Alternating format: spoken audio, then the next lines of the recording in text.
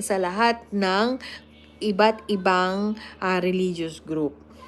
Katoliko, Muslim, yan, mga Baptist, born again, ano pa ba? Basta lahat ng ng hindi ko nabanggit, kasama po yan sa January 13. Ngayon, depende na lang din sa inyo yan kung kayo ay magjo-join or gusto nyo online na lang, pero mas maganda yung presence pa rin physically nandoon. Magkikita-kita tayo, magkakasama-sama tayo, mananalangin, ipagdadasal, ipagdodoa, lahat tayo sabay-sabay nating ipagdadasal, maging maayos na ang ating bansa. Hindi maiiwasan, i-expect ninyo, may mga aktivista, may mga makakaliwa na may gagawa ng mga hindi katanggap-tanggap na aktibidades, pero tayo, as makikisa sa Iglesia ni Cristo, alam natin kung anong tama, sumunod tayo sa patakaran. Sumunod tayo, irespeto natin itong nagbigay ng aktibidades. Binigyan nila tayo ng chance na makijoin sa kanila. So, wag na wag tayong gagawa ng mga bagay na hindi na ayon sa kanilang plano. Anyway, may scan naman sila sigurado. Scan is yung mga peace and order ng mga Iglesia ni Cristo. Plus sigurado may mga kapulisan din yan. Ngayon, dito sa scarf ko, okay, I'm napaka-insensitive ko. Inaamin ko yun na hindi pumasok sa isip ko na gawing political issue yun. Pero, the scarf, yes, lalagyan ko siya ng pirma. Hindi ko siya dadalhin on the day. Hindi ko na siya dadalhin on the day of rally. Kasi, with due respect doon sa ating mga kapatid sa iglesia, tama sila. Tama naman talaga yun. Kasi,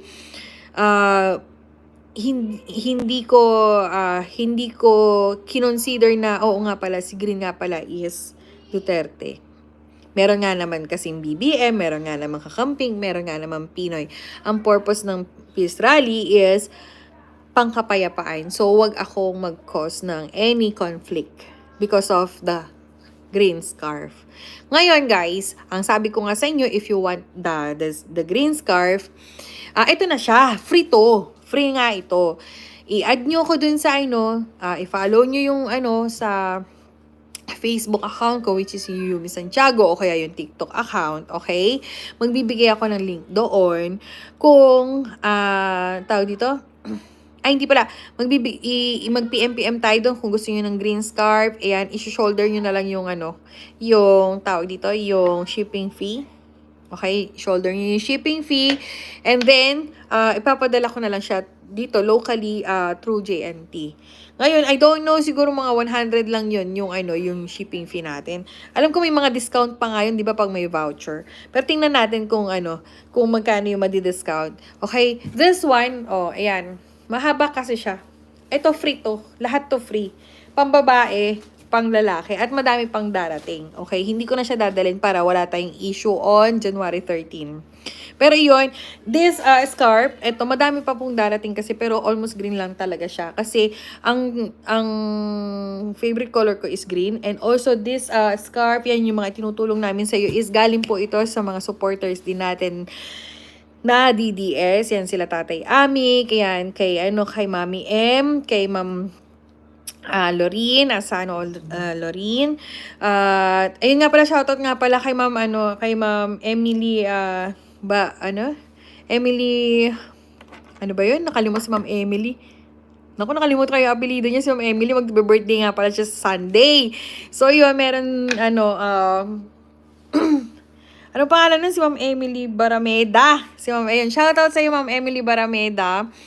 Isa siya sa leader sa UK. Yan, kasama siya nila Tatay Amik. Magbe-birthday siya on Sunday. Nandun sila Senator Bongo, tsaka sila Senator, yung mga senators, yan makikijoin sana sa party. Kaya lang, hindi ako po pwede kasi masama ang pakiramdam ko dahil pag-uwi ko pa lang kagabi, para na akong nauupos na kandila. alam mo yun, siguro over fatigue na talaga. Nagpaalam naman ako sa kanya, though meron akong RSVP. Yun,